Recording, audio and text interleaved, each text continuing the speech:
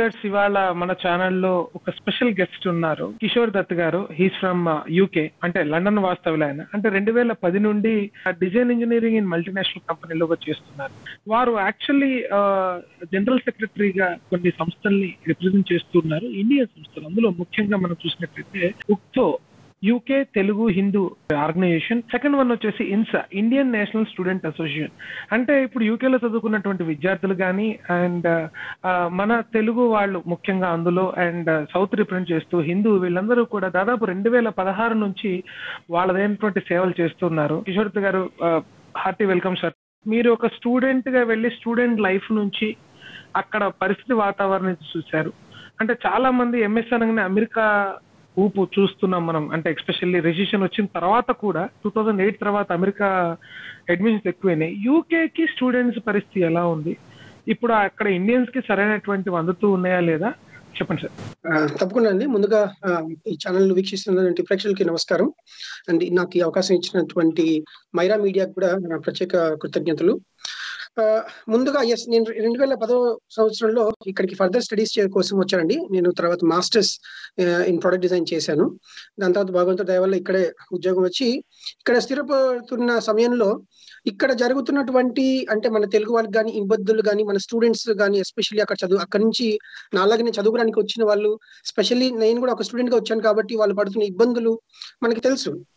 So అందుకని వీళ్ళకి ఏమైనా మనం చెయ్యాలి, వీళ్ళకి గైడెన్స్ ఇవ్వాలి, హెల్ప్ చేయాలి అనే ఉద్దేశంతో లైక్ మైండెడ్ పీపుల్ అందరం కలిసి మేము ముందుకొచ్చి 2016లో Indian National Students Association INSA అనే పేరుతో ఒక సంస్థను స్థాపించామండి. ఇది recognised charity body and also ఇది officially recognised by the High Commission of India. దీనికన్నా ముందు అంటే యూకేలో ఉన్న అన్ని కంట్రీస్ లో లేదా అంటే ఇలాంటి స్టూడెంట్ ఆర్గనైజేషన్ కానీ ఆర్ ఇండియన్ రికగ్నైజ్ చేసినటువంటి? ప్రశ్న అండి.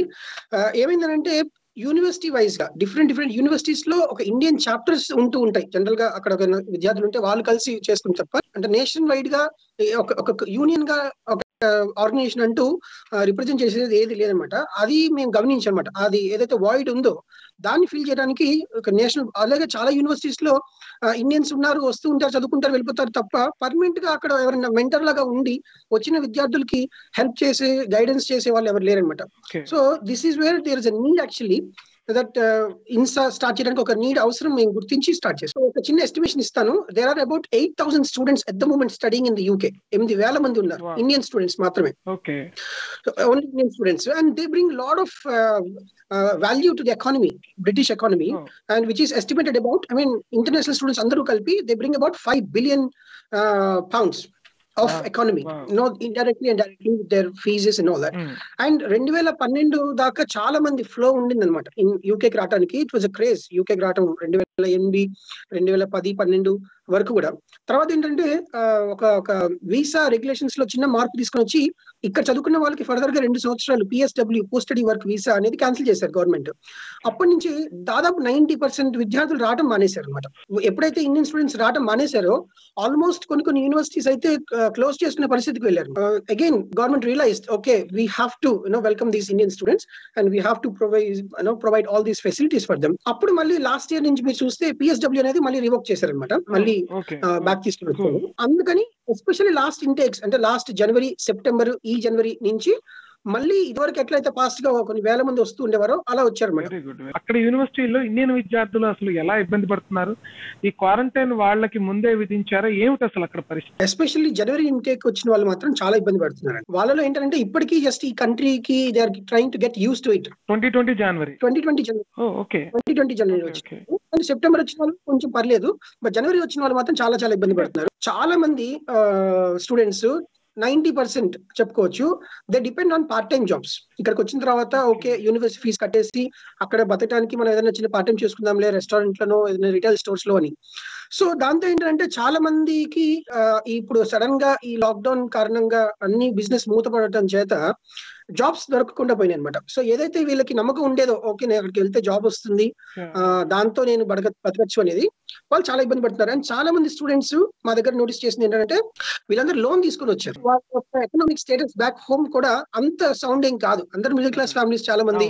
సో దాని ఒక కైండ్ ఆఫ్ డిస్ట్రెస్ వెళ్ళిపోయాయి. ఫస్ట్ ఆఫ్ ఆల్ చాలా మందికి ఏంటంటే 50% ఆఫ్ ది కాల్స్ అంటే, సో మేము ఇన్సా ఏం చేస్తున్నాం అంటే ఎప్పుడైతే స్టార్ట్ అయిందో 6 weeks బ్యాక్ లాక్డౌన్ అదంతా, so we formed 30-member team, 30 మంది వాలంటీర్స్, సేవా దృక్పథం ఉన్న వాళ్ళు, ఇక్కడ చదువుకున్న వాళ్ళు, సో ఇక్కడ నెట్వర్క్ అన్ని తెలిసిన వాళ్ళు, డిఫరెంట్ ఆర్గనైజేషన్స్ తో కలిసి ఇన్సా, ఇండియన్ నేషనల్ అసోసియేషన్ తో పాటు ఫిసి అని ఇంకో ఆర్గనైజేషన్ ఉంది, అది 1975 లో స్టార్ట్ చేశారు. It's called friends of India society international. So మేము ఇద్దరం కలిసి జాయింట్ గా 30-member ప్యానెల్ ఒకటి పెట్టి, కొంతమంది మార్నింగ్ 8 o'clock నుంచి రాత్రి 10 o'clock దాకా ఇద్దరు చొప్పున they will take calls from anybody, whoever is in distress they can call us. అలాగే ఒక 10 మంది ప్యానెల్ తో we have a team with for emails. So ఎవరైనా ఉంటే ఈమెయిల్ చేయొచ్చు మాకు. అలాగే we have a 4-member panel for social media, Twitter లో కానీ ఫేస్బుక్ లో కానీ, if they have any questions, if they are in distress, they can reach out to us. So sometimes ఏమవుతుందంటే వాళ్ళకు క్వశ్చన్ పోస్ట్ చేస్తే we actually reach out to them. So చాలా మందికి students కి ఏంటంటే వాళ్ళకి కన్ఫ్యూజన్ ఉండింది, ఓకే మా పరిస్థితి ఏంటి, ఒక కైండ్ ఆఫ్ చెప్పాలంటే ఆ వాయిడ్ ని క్లియర్ చేయడానికే వీఆర్ రీచింగ్ దెమ్ అనమాట. ఎంత మందికి మేము రీచ్ అయ్యగలిగాము అంటే, you can imagine the magnanimity of the issue now. In the last 6 weeks, we have got 2,600 emails and 2,100 calls. And 52 members ki we help them for medical issues directly through our medical team. We have a medical team also who are doctors in their own sense. 315 మందికి accommodation issues మనం clear చేసాం అనమాట. So ఇది కాకుండా 3,600 మందికి food supply చేసాం, either groceries or cooked. We have about 30 branches, ఒక రకంగా చెప్పాలంటే రీజనల్ చాప్టర్స్ అని చెప్పుకోవచ్చు. అండ్ మా ఆఫ్ కోర్స్ ఇంకొక ఆర్గనైజేషన్స్, లైక్ మైండెడ్ ఆర్గనైజేషన్స్ ఉన్నాయి కాబట్టి మేమందరం కలిసి ఎక్కడికక్కడ ఇప్పుడు దాన్ని మేము డిస్మాంటిల్ చేసాం అనమాట. ఆర్గనైజేషన్ అంతా కూడా ఎట్లా ఆర్గనైజ్ చేసాం లోకల్ లెవెల్లో. సో నార్త్ వెస్ట్ లో సో పర్సన్, సో టీమ్ ఉంటారు, వీళ్ళు ఇక్కడ. సో అట్లా ఏంటంటే we were able to reach out to even to remote past somebody in Blackpool అంటే కొంచెం దూరం అంటే అవుట్ సైడ్ సిటీస్ కట్స్ ఉంటుంది. అక్కడ ఒక పర్సన్ కి గ్రాసరీస్ కావాలన్నా కూడా our people drove all the way and provided groceries for sufficient times. In terms of government and university tarafuna వాళ్ళకి ఏం సపోర్ట్ ఉంది మీ ద్వారా? ఏమైనా పుష్ చేసి, అంటే ఇప్పుడు క్వారంటైన్ లో ఇప్పుడు కంపెనీ ఉందనుకోండి, వాళ్ళకి వర్క్ ఫ్రమ్ హోమ్ ఇస్తారు, వీళ్ళ వర్క్ ఫ్రమ్ క్లాసెస్ ఏవో చెప్తారు అనుకోండి, అసలు ఇట్లాంటి వాళ్ళకి ఏమన్నా ఆ ప్రభుత్వం ఆదుకుంటుందా? అసలు ప్రభుత్వపరమైనటువంటి సపోర్ట్ ఎలా ఉంది? అది చాలా ముఖ్యమైన ప్రశ్న అండి. దానికంటే ముందు ఇంకొక ముఖ్యమైన విషయం తెలుసుకోవాల్సింది ఏంటంటే, చాలా మంది స్టూడెంట్స్, ఒక 50% స్టూడెంట్స్ కి ఇలాంటి జాబ్ లేనందువల్ల ఫుడ్ ఇష్యూస్ కానీ అకామిడేషన్ ఇష్యూస్ కానీ ఉండడం జరిగింది. కానీ 50% ఆఫ్ ది పీపుల్ కి మెంటల్ స్ట్రెస్, డిమోటివేట్ అవ్వడం, చాలా స్ట్రెస్ తీసుకొని దేవర్ పానిక్ మోడ్ లోకి వెళ్ళిపోయి, ఈవెన్ చిన్న ఫీవర్ లేదంటే చిన్న కఫ్ వచ్చినా సరే నాకేమో కోవిడ్ ఉందేమో అని చెప్పేసి భయపడి అపోహకు డిస్ట్రెస్ అయిపోయి చాలా మెంటల్ ఇష్యూస్ తో చేశారనమాట. దానికి ఏంటంటే మేము 3 webinars కండక్ట్ చేసాం ఇప్పటిదాకా on mental side of issues with prominent gurus, motivational speakers కానీ, తర్వాత స్పిరిచువల్ లీడర్స్ కానీ చేసి వాళ్ళ యొక్క మోటివేషన్ ని పెంచడానికి ఉద్దేశంతో. అండ్ ఆల్సో మా టీమ్ లోనే one important point is we have people representing 16 languages, 16. Oh, superb అండి. సో మా టీమ్ లోనే ఇప్పుడు మీకు అస్సామీ కావాలంటే we have an Assami person to speak to him. So direct గా తెలుగు గానీ, మలయాళం గానీ, తమిళ్ గానీ, బెంగాలీ గానీ, సో ఇట్లా ఏంటంటే ప్రతి లాంగ్వేజ్ లో మా దగ్గర వాలంటీర్స్ ఉండటం చేత we were able to reach out to them in their own mother tongue. It was very helpful and it was working out అనమాట. సో మాకు వస్తున్న ఫీడ్బ్యాక్ కూడా చూస్తే it is the answer. Coming back to your question, ఇక్కడ students చాలా ఇబ్బంది పడుతున్నారు, అది చాలా వాస్తవం చెప్పాలంటే. కానీ ఇక్కడ గవర్నమెంట్ మాత్రం the priority of the government at the moment is look after its own people. Naturally ఇక్కడ బిజినెసెస్ ఎఫెక్ట్ అయిన వాళ్ళకి ఏంటంటే, government for the first time in history they stepped in and are paying 80% of the salaries for all the employees until up to £2,500 గనక salary ఉంటే up to. So ఇట్లా for 3 months చెప్పాలి అని అంటే. So ఇట్లా ఏంటంటే మొన్న మండేలోనే ఈ స్కీమ్ ఓపెన్ అయిందండి. యూ విల్ నాట్ బిలీవ్, 1,40,000 కంపెనీలు దానికి అప్లై చేశారు. ఇప్పటిదాకా 10 లక్షల మందికి గవర్నమెంట్ ఈస్ పేయింగ్ 10 లక్షల మందికి 80% ఆఫ్ ది. ఇంకోటి ఏంటంటే ఇందులో చాలా మందికి రిటైల్ సెక్టర్ లో కానీ, తర్వాత ఈ పబ్స్, బార్స్, రెస్టారెంట్స్ లో పనిచేసే వాళ్ళు చాలా మంది స్టూడెంట్స్ ఉంటారండి. ఇంకోటి ఏంటంటే ఎవరికైతే ఈ స్టూడెంట్స్ కి ముందే జాబ్ లో వచ్చినారో, అంటే సెప్టెంబర్ లో వచ్చిన వాళ్ళు కానీ, మొన్న జనవరిలో వచ్చి lucky enough to get a job, they were getting paid in away through the scheme. But చాలా మందికి ఏంటంటే ఆ ఆపర్చునిటీ లేదు. సో గవర్నమెంట్ ఏంటంటే NHS లో కానీ, టెస్టింగ్ కానీ, it has become very lucky in a way, if you have to get tested, even if you want to, they say మీకు ఏమైనా సింటమ్స్ ఉంటే మీరు ఐసోలేట్ అయిపోండి అంతే తప్ప they will not be proactive, because they have to treat to other kind of serious requirement ఏదైతే ఉందో వాళ్ళకి క్యాటర్ చేయడం జరుగుతుంది అనమాట. సో గవర్నమెంట్ పరంగా అయితే ఇది. సో మా ఇండియన్ నేషనల్ స్టూడెంట్స్ అసోసియేషన్ తరఫున మేము what we're trying to campaign, we got a consensus now, is either they have to extend this time period in their visa without any fee. అంటే ఏదైతే 6 months 3 months కోల్పోతారో during the lockdown, అది వాళ్ళకి future లో visa అయిపోయే time కి extend ఇస్తే they will have more time to go out to find a job. So this is a second balance. ఇదొకటి. లేని పక్షంలో certain amount of the total fee అనేది వీళ్ళు బ్యాక్ ఇవ్వాలి. ఎందుకు అంటే ఏదైతే సర్వీసెస్ యూనివర్సిటీ ప్రొవైడ్ చేస్తుందో నార్మల్ సెటప్స్, ప్రింటింగ్ కానీ, వేరే సెమినార్స్ కానీ ఇవన్నీ ఉండవు కాబట్టి ఆ పర్టికులర్ అమౌంట్ క్యాలిక్యులేట్ చేసి సమ్ పర్సెంటేజ్ పీపుల్ కి రిటర్న్ చేయాలి అనే ఒక క్యాంపెయిన్ కూడా ఈజీ అవుతుంది. ఆ డబ్బులు కనుక వీళ్ళ చేతిలో ఉంటే జాబ్ లేనందువల్ల ఏదైతే వాళ్ళకి లాస్ జరుగుతుందో they will be able to survive themselves అనే ఒక ఐడియాతో వీఆర్ క్యాంపెయినింగ్ ఫర్ ఇట్ అండి. అండ్ ఏంటంటే ఇట్స్ లాంగ్ టర్మ్. చెప్పాలంటే ఇమీడియట్ గా అయిపోదు గవర్నమెంట్ ప్రాసెస్ లో. మీకు తెలుసు ఎక్కడైనా సరే గవర్నమెంట్ అంటే ఇలాంటి కార్యక్రమాలు చేసేటప్పుడు జనరల్లీ అంటే మిగతా ఆర్గనైజేషన్ అంటే ఇండియన్ ఆర్గనైజేషన్స్ కానీ, బిజినెస్ మెన్స్ కానీ, లేకపోతే అక్కడ బాగా సెటిల్ అయినటువంటి వాళ్ళు కానీ, అంటే మీతో అంటే ఇంతకుముందు మాట్లాడినప్పుడు 60s 70s లోనే వచ్చినటువంటి ఫ్యామిలీస్ బాగా సపోర్టివ్ గా ఉంటే they started their own organisations అని.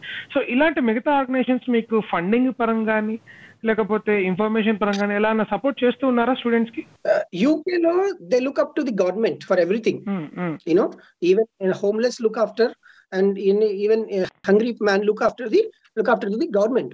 కానీ ఇండియాలో అలా కాదు. మనకి సోషల్ సర్వీసెస్ ఏదైతే స్వచ్ఛంద సంస్థలు ఉంటాయి చూడండి, కానీ మన ఇంటి పక్కన ఎవరైనా ఉంటే మనమే 10 మంది కలిసేసి ఇంట్లో వండేసి మనం పంచుతూ ఉంటాం. అది ఆ స్పిరిట్ ఏదంటే ఆ కల్చరల్ ఏదైతే ఉంటుందో అది ఇక్కడ మనం తక్కువగా చూస్తాం. ఆ చూసిన వాళ్ళలో కూడా ఎక్కువ ఉండేది ఇండియన్ కమ్యూనిటీ. మన ఇండియన్ కమ్యూనిటీ చాలా బాగా రెస్పాండ్ అయ్యారండి. చాలా అంటే చాలా బాగా రెస్పాండ్ అయ్యారు. And for suppose just an example, due to COVID-19 some person చనిపోయారు అనుకోండి. యాక్చువల్ జరిగింది ఇన్సిడెంట్. వాళ్ళకి విత్ ఇన్ 12 hours మీరు చూస్తే 30,000 pounds రేస్ చేయాలనుకుంటే మోర్ దెన్ దట్ మన ఇండియన్ కమ్యూనిటీ త్రూ రేస్ చేశారు. ఆల్మోస్ట్ ఇప్పుడు 120,000 pounds రేస్ చేశారు విత్ ఇన్ 48 hours.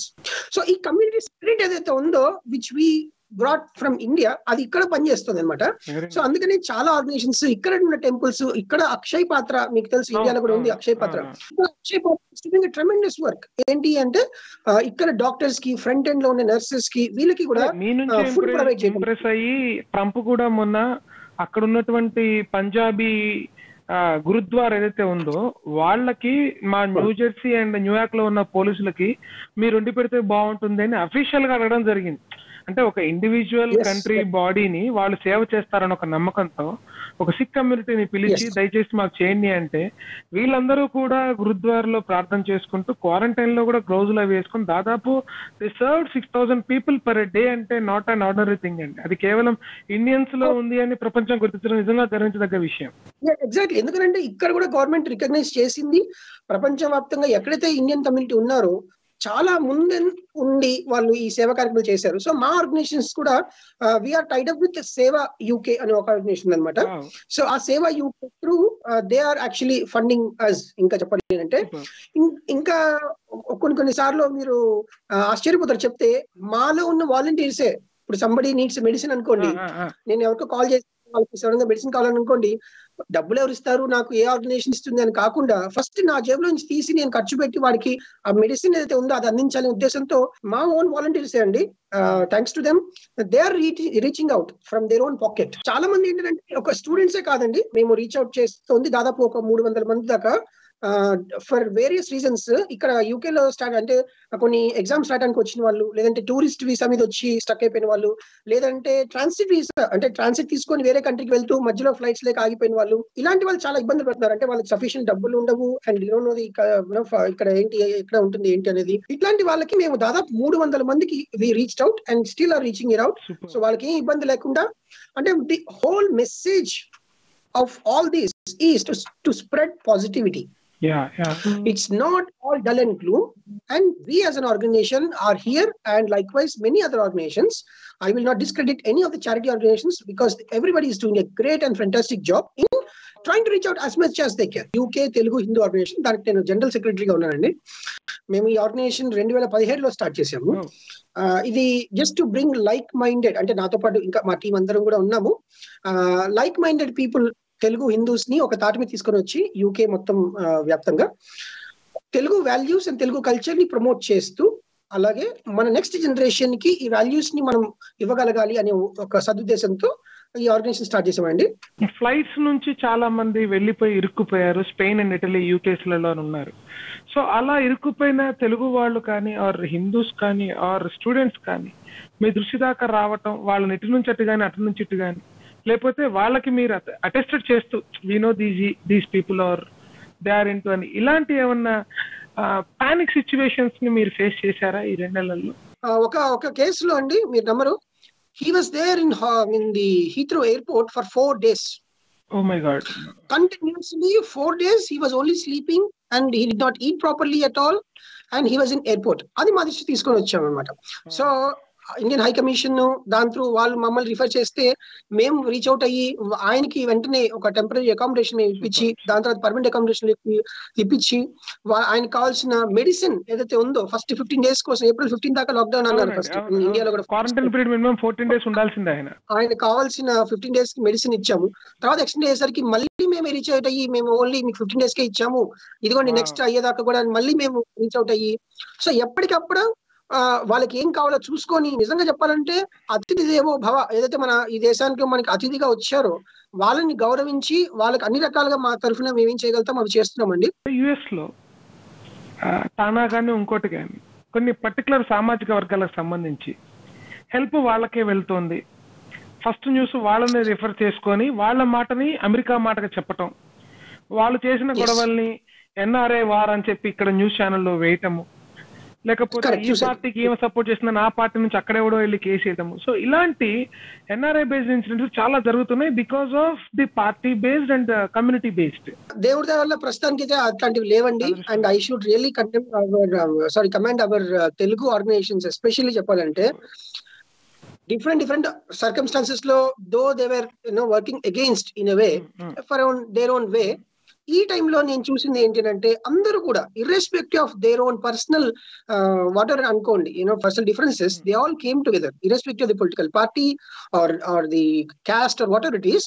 అందరు కలిసి వచ్చి సమాజాన్ని హెల్ప్ చేసాం. అండ్ ఈ హెల్ప్ చేసినప్పుడు కూడా ఎక్కడ కూడా వీడు మనకి ఇప్పుడు మనం హెల్ప్ చేస్తే మనకి అక్కడ యూజ్ అవుతాడని అస్సలు కనీసం ఇంత క్వశ్చన్ కూడా ఆలోచన కూడా రాకుండా చేస్తున్నారండి. అండ్ నాకు పర్సనల్ గా కూడా తెలుసు కొన్ని organisations who are always against each other, they actually come together to support, which is the spirit and that is the lesson that we have learned during this corona and thanks to corona. చాలా మంది temples, I think I should mention special mention to temples. ఇక్కడున్న Hindu temples చాలా వరకు మనకి ఇప్పుడు నేను చెప్తున్న చాలా మంది అకామిడేషన్స్ కూడా వాళ్ళకున్న పేయింగ్ గెస్ట్ రూమ్స్ ఉంటాయి కొన్ని, అవి వాళ్ళు మాకు ఇచ్చారనమాట. ఈ టెంపుల్స్ లో పెద్ద పెద్ద టెంపుల్స్ లో ఆశ్రమాలు ఉన్నాయి, ఇక్కడ కూడా చిన్మయ ఆశ్రమని రకరకాలుగా అవి ఇచ్చారు. అండ్ అక్కడ మన జనరల్ గా హిందూ దేవాలయాల్లో ఇక్కడ మీకు తెలుసు అక్కడ కూడా అన్నదానం జరుగుతుంది ఎప్పుడు, ప్రతిరోజు అది చాలా టెంపుల్స్ అంటే పెద్ద పెద్ద నెట్వర్క్ లేదంటే రిసోర్స్ ఉన్న temples, they are still cooking it and packing it and they are actually giving it away. Indian అనే కాకుండా ఇర్రెస్పెక్టివ్ ఆఫ్ దేర్ నేషనాలిటీ చాలా మంది ఇక్కడ యూరోపియన్స్ కానీ లోకల్ బ్రిట్స్ కానీ వెన్ దే ఆర్ నీడ్, ఎందుకంటే ఇక్కడ కూడా పావర్టీ ఉంది కాబట్టి we're trying to reach out to everybody we can.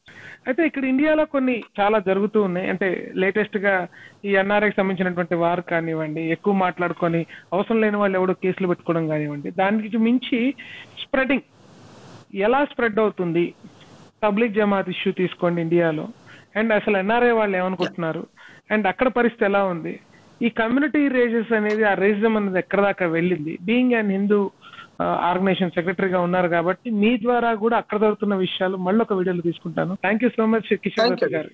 నమస్తే.